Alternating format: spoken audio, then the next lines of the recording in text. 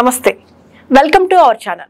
ఈరోజు మనతో పాటు స్టూడియోలో కేఆర్ సునీల్ కుమార్ గారు, హైకోర్టు అడ్వకేట్ ఉన్నారు. అసలు ఈ రోజుల్లో అక్రమ సంబంధాలు అనేవి చాలా పెరిగిపోతూ ఉన్నాయి. వాటి గురించి సెక్షన్లు ఎలా ఉన్నాయి, చట్టం ఎలా ఉంది ఏంటనేది వాళ్ళతో మాట్లాడి తెలుసుకుందాం. నమస్కారం అండి. నమస్కారం. సునీల్ గారు, అంటే ఇప్పుడు మనం అక్రమ సంబంధాల గురించి మాట్లాడుకుంటే ఈ మధ్యకాలంలో ఎక్కడ చూసినా అవే గొడవలు జరుగుతున్నాయి. ఒక ఫ్యామిలీలో గొడవ జరిగి డివోర్స్ అవుతున్నాయి అంటే ఎక్కువగా అక్రమ సంబంధాల వల్లే జరుగుతుంది. అసలు చట్టం ఏం చెప్తుంది అక్రమ సంబంధాలకు సంబంధించి? అక్రమ సంబంధాలు, అడల్టరీ అనేది చట్టంలో ఇప్పుడు ప్రస్తుతం దాని మీద క్రిమినల్ అఫెన్స్ గా చూడట్లేదు, ఇట్స్ ఏ సోషల్ ఈవిల్ గా చూస్తున్నారు. ఈ అక్రమ సంబంధాలు అనేది గ్రౌండ్ ఫర్ డైవర్స్ కి పనికి వస్తుంది తప్ప అది క్రిమినల్ అఫెన్స్ కాదు. అయితే ఇక్కడ ఎక్కువ సంబంధాలలో జరిగే ఇష్యూస్ ఏంటి అంటే వాళ్ళకి జరిగిన పిల్లలు కానీ వాళ్ళకు ఉండే హక్కుల గురించి కానీ ఆస్తిపాస్తుల గురించి జరుగుతుంది. అంటే మెయిన్గా చెప్పాల్సింది ఏంటంటే మానిటరీ డిస్ప్యూట్స్ అంటారు.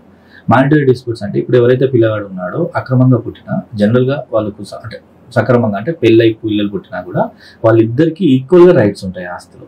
అయితే ఎప్పుడైతే అక్రమ సంబంధాల వల్ల పుట్టడం వల్ల రెండో భార్యతోని పిల్లలు అవ్వడం వల్ల మొదటి తల్లి పిల్లలు ఎవరైతే ఉంటారో వాళ్ళు ఏమంటారంటే మీరు మా పేరెంట్స్కి సెకండ్ వైఫ్ పిల్లలు కాబట్టి మీకు రైట్ఫుల్గా రైట్ ప్రాపర్టీలో ఉండదు అనేది ఒక డిస్ప్యూట్ స్టార్ట్ అవుతుంది ఇద్దరి మధ్య. అట్లాంటి వాటిని పరిష్కరించాలంటే చట్టంలో పిల్లలు లెజిటిమేట్ కానీ ఇల్లిజిటిమేట్ కానీ చిల్డ్రన్స్ ఉంటే వాళ్ళకి ఈక్వల్ రైట్స్ ఉంటాయి. ఏది తండ్రి యొక్క ప్రాపర్టీలో, అది సెల్ఫ్ అక్వైర్డ్ ప్రాపర్టీ కానీ ఇన్హెరెంట్ ప్రాపర్టీ. అంటే మీరు ఇప్పుడు పిల్లల గురించి మాట్లాడుతున్నారు, అక్రమ పుట్టిన పిల్లల గురించి. అంటే కొన్ని రోజులు వాళ్ళకి తెలియదు ఈయనే మా ఫాదర్ అని కానీ ఈమె మా తల్లి అని కానీ.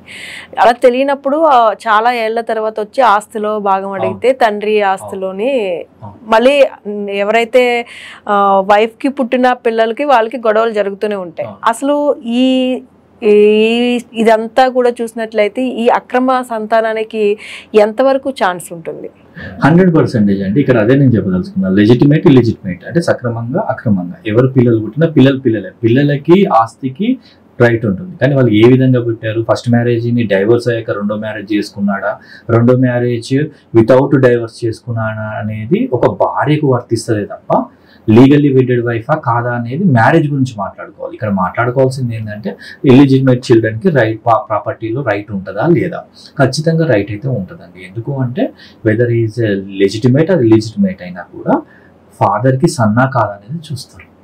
అతనికి 100% ప్రాపర్టీలో మొదటి భార్య సంతానానికి ఏ విధంగా రైట్ ఉంటుందో సెకండ్ భార్య సంతానానికి కూడా రైట్ ఉంటుంది. అంటే ఈ అక్రమ సంబంధాలు అంటే పిల్లల్ని పక్కన పెడితే గనక పెద్దవాళ్ళలో చూసుకుంటే ఎక్కువగా డివోర్స్ అవ్వడం ఇలాంటివి కూడా జరుగుతూ ఉన్నాయి. దీని గురించి ఏం చెప్తారు? అంటే ఇప్పుడు ఏదైనా కానీ వైఫ్కి లీగల్లీ వెడెడ్ వైఫ్కి లీగల్గా రైట్స్ ఉంటాయండి. ఒక మొదటి భార్య డైవర్స్ కానంత వరకు either any one of the spouse, అదే హస్బెండ్ అయినా వైఫ్ అయినా మొదటి వివాహం రద్దు కానీ డైవర్స్ కానీ తీసుకోకుండా రెండవ పెళ్లి చేసుకుంటే చట్టరీత్యా నేరం. దాని బైగామి కిందికి వస్తుంది. దానిలో ఎటువంటి లీగల్ రైట్స్ ఉండవు. ఎవరైతే సెకండ్ సారి మ్యారేజ్ చేసుకున్నారో సెకండ్ సారి అఫేర్ పెట్టుకున్నారో వాళ్ళకైతే ఎటువంటి లీగల్ రైట్స్ ఉండవు. కానీ వాళ్ళకి పుట్టిన పిల్లలకు మాత్రం ప్రాపర్టీలో రైట్స్ యాజ్ యూజువల్ చిల్డ్రన్స్ లాగానే వాళ్ళని ట్రీట్ చేయబడుతుంది.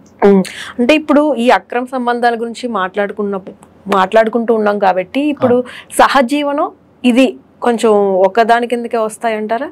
సహజీవనం అనేది ఏంటంటే ఇద్దరు ఇండివిజువల్స్ ఉన్నప్పుడు దే ఆర్ కోహాబిటేషన్ అవుతారు, వాళ్ళిద్దరి మధ్యలో ఇంటిమేసీ పెరుగుతుంది. అది ఇక్కడ అక్రమ సంబంధం అంటే there is legally wedded wife, భార్య ఉండగా మళ్ళీ ఇంకొక కనెక్షన్ కానీ ఇంకొక అమ్మాయితో సన్నిహితంగా ఉండడం కానీ అనేది అక్రమ సంబంధం. కలిసి జీవించడం అనేది అది ఇండివిజువల్స్ ఉన్నప్పుడు జరుగుతుంది. అయితే మొన్న రీసెంట్ గా ఒక టీవీ ఆర్టిస్ట్ గాని వాళ్ళ వైఫ్ అండ్ హస్బెండ్ మధ్య వచ్చినప్పుడు వైఫ్ చెప్పిన మాటలు విన్నాను అనమాట నేను. ఆమె ఇంటర్వ్యూ ఇచ్చినప్పుడు చెప్పింది సహజీవనం అనేది ఎప్పుడైతే కోర్టు యాక్సెప్ట్ చేసిందో అప్పుడే ఇలా ఈ మగవాళ్ళు కానీ ఆడవాళ్ళు కానీ ఇలా చెడిపోతున్నారనే ఒక మాట ఆమె నోట్లో నుండి కూడా విన్నా. అంటే వాళ్ళని పక్కన పెడితే చాలా మంది దీన్ని అడ్వాన్స్ గా తీసుకుని పెళ్ళైన తర్వాత కూడా ఇటువంటివి చేస్తూ ఉన్నారు అనే దానికి ఏం చెప్తారు? ఇక్కడ రెండు అంశాలు. అక్కడ ఇండివిజువల్ ఉన్న, మీరు చెప్పిన కేసులో ఇండివిజువల్ ఉన్న వాళ్ళిద్దరు సహజీవనం చేశారు. లివింగ్ రిలేషన్ లో ఉన్నప్పుడు ఎటువంటి రైట్స్ ఉంటాయంటే లీగల్ వెడెడ్ వైఫ్ కే హస్బెండ్ యొక్క ప్రాపర్టీలో రైట్ లేదు, లివింగ్ రిలేషన్ లో ఉన్నప్పుడు ఆమెకి ఎటువంటి రైట్ వస్తుందండి? లేదు, ఎందుకంటే అది చట్టబద్ధమైన పెళ్లి కాదు కాబట్టి రిలేషన్ లో ఉన్నారు. జనరల్ గా రిలేషన్ లో జరిగేది ఏంటి అంటే మంచిగా ఉన్న రోజు మంచిగా ఉంటారు.